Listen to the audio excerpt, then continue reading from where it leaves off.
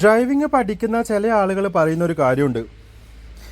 എനിക്ക് കറക്റ്റായിട്ട് സീറ്റിലിരുന്നാൽ ഒന്നും കാണുന്നില്ല, അല്ലെങ്കിൽ പിന്നെ സ്റ്റിയറിങ് കറക്റ്റായിട്ട് തിരിക്കാൻ പറ്റുന്നില്ല, അല്ലെങ്കിൽ കാലുകൊണ്ട് കറക്റ്റായിട്ട് ക്ലച്ചും ബ്രേക്കും ഓപ്പറേറ്റ് ചെയ്യാൻ പറ്റുന്നില്ല, അല്ലെങ്കിൽ ആക്സിലറേറ്ററും ഓപ്പറേറ്റ് ചെയ്യാൻ പറ്റുന്നില്ല. കുറച്ച് ഡ്രൈവ് ചെയ്ത് പോകുമ്പോൾ തന്നെ എനിക്ക് കൈയും കാലിനൊക്കെ വേദന വരുന്നുണ്ട്, അല്ലെങ്കിൽ ഷോൾഡറിൽ പെയിൻ വരുന്നുണ്ട്. എന്തുകൊണ്ടാണ് ഇങ്ങനെ വരുന്നത്? എനിക്ക് മാത്രം എന്തുകൊണ്ടാണ് ഇങ്ങനെ കറക്റ്റായിട്ട് ഡ്രൈവ് ചെയ്യാൻ കഴിയാത്തത്? അതിനെ പറ്റിയിട്ടാണ് ഇന്ന് പറയുന്നത്. അതിന് ആ ഒരു പ്രോബ്ലം, ഈ പറഞ്ഞ പ്രോബ്ലംസ് ഒക്കെ സോൾവ് ചെയ്യാൻ വേണ്ടിയിട്ട് നിങ്ങൾ കുറച്ച് കാര്യം ശ്രദ്ധിച്ചാൽ മതി.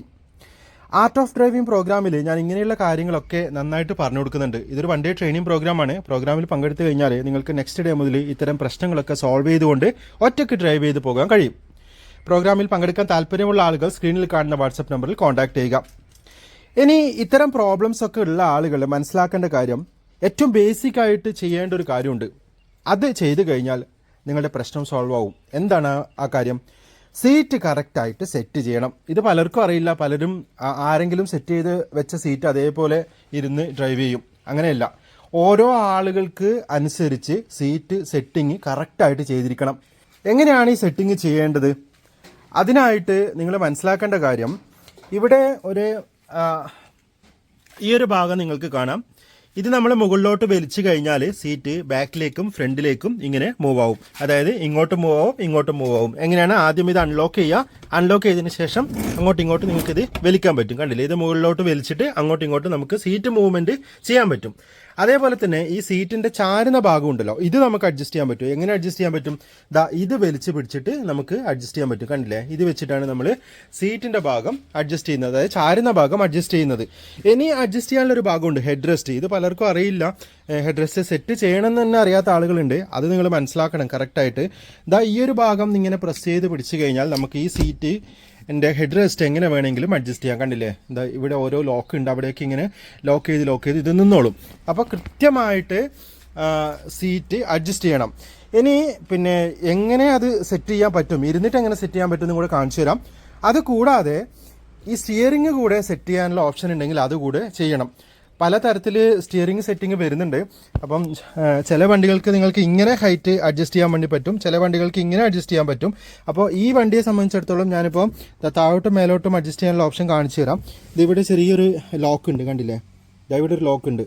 അത് വലിച്ചു കഴിഞ്ഞാൽ നമുക്ക് താഴോട്ടും മുകളിലോട്ടൊക്കെ അഡ്ജസ്റ്റ് ചെയ്യാൻ പറ്റും. നോക്കിക്കോ, കണ്ടില്ലേ? ഇങ്ങനെ ചെയ്യാൻ പറ്റും. നോക്കി. അപ്പോൾ നമ്മൾക്ക് ഏതാണോ കംഫർട്ട് എന്ന് നോക്കിയിട്ട് അതേപോലെ അഡ്ജസ്റ്റ് ചെയ്യുക. ഇനി ഈ ഒരു ഭാഗം അഡ്ജസ്റ്റ് ചെയ്യുന്ന മെത്തേഡ് ഞാൻ പറഞ്ഞു. വലിച്ച് പിടിച്ച് മുമ്പോട്ടും ബാക്കോട്ടും ഇങ്ങനെ ആക്കാം. ഇത് ഞാൻ ഓൾറെഡി പറഞ്ഞു. ഇത് വെച്ചിട്ട് നമുക്ക് ചാരുന്ന് അഡ്ജസ്റ്റ് ചെയ്യാം.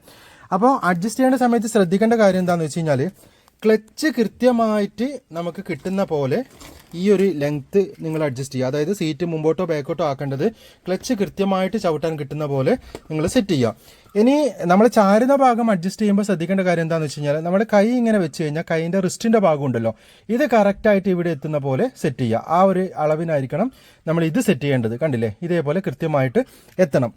ഇനി ഈ കാര്യങ്ങളൊക്കെ സെറ്റ് ചെയ്തതിന് ശേഷം മാത്രമേ നിങ്ങൾ എന്ത് ചെയ്യാൻ പാടുള്ളൂ? മിററിൻ്റെ സെറ്റിങ്സ് ചെയ്യാൻ പാടുള്ളൂ. അല്ലാതെ ആദ്യം തന്നെ മിറർ സെറ്റ് ചെയ്ത് പിന്നെ എല്ലാ സീറ്റ് സെറ്റ് ചെയ്യേണ്ടത്. ഫസ്റ്റ് സീറ്റ് കറക്റ്റായിട്ട് സെറ്റ് ചെയ്യുക. സെറ്റ് ചെയ്തതിന് ശേഷം മാത്രം മിറർ സെറ്റ് ചെയ്യുക. അങ്ങനെ ചെയ്ത് കഴിഞ്ഞാൽ നിങ്ങൾക്ക് കറക്റ്റായിട്ട് ഡ്രൈവ് ചെയ്യാൻ കഴിയും. ഇത് പലർക്കും പിന്നെ അറിയില്ല ഇതെങ്ങനെയാണ് സെറ്റ് ചെയ്യേണ്ടതെന്ന്. അതേപോലെ ഈ ഹെഡ് റെസ്റ്റ് സെറ്റ് ചെയ്യുന്ന സമയത്ത് നമ്മുടെ തലയുടെ മുകൾ ഭാഗം ഉണ്ടല്ലോ, അത് ഇതിന് ലെവലായിട്ട് നിൽക്കുന്ന പോലെ സെറ്റ് ചെയ്യാം. അപ്പോൾ അങ്ങനെയാണ് ഈ സെറ്റിങ്സ് ഒക്കെ ചെയ്യേണ്ടത്. ഇപ്പോൾ അത് മനസ്സിലായിട്ടുണ്ടാവും എന്ന് വിചാരിക്കുന്നത്. അപ്പോൾ ഇത്തരം കാര്യങ്ങളൊക്കെ ശ്രദ്ധിച്ചുകൊണ്ട് നിങ്ങൾ ഡ്രൈവ് ചെയ്യൂ. ഇനി നിങ്ങൾക്ക് ഒറ്റയ്ക്ക് ഡ്രൈവ് ചെയ്യാൻ പറ്റുന്നില്ല, അല്ലെങ്കിൽ ഇതൊന്നും കറക്റ്റായിട്ട് ചെയ്യാൻ പറ്റുന്നില്ല എന്നുണ്ടെങ്കിൽ നിങ്ങൾക്ക് എൻ്റെ ക്ലാസ്സിൽ പങ്കെടുക്കാം.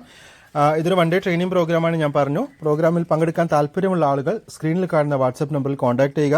വളരെ ഈസി ആയിട്ട് നിങ്ങൾക്ക് ഈ കാര്യങ്ങളൊക്കെ പഠിച്ചെടുക്കാം. അത് കഴിഞ്ഞാൽ പിന്നെ ആരുടെയും സഹായമില്ലാതെ ഒറ്റയ്ക്ക് നിങ്ങൾക്ക് ഡ്രൈവ് ചെയ്യാൻ കഴിയും. പ്രോഗ്രാമിൽ പങ്കെടുക്കാൻ താല്പര്യമുള്ള ആളുകൾ ശ്രദ്ധിക്കേണ്ട കാര്യം എന്താണെന്ന് വെച്ച് കഴിഞ്ഞാൽ, നിങ്ങൾക്കൊരു കാർ ഉണ്ടായിരിക്കണം.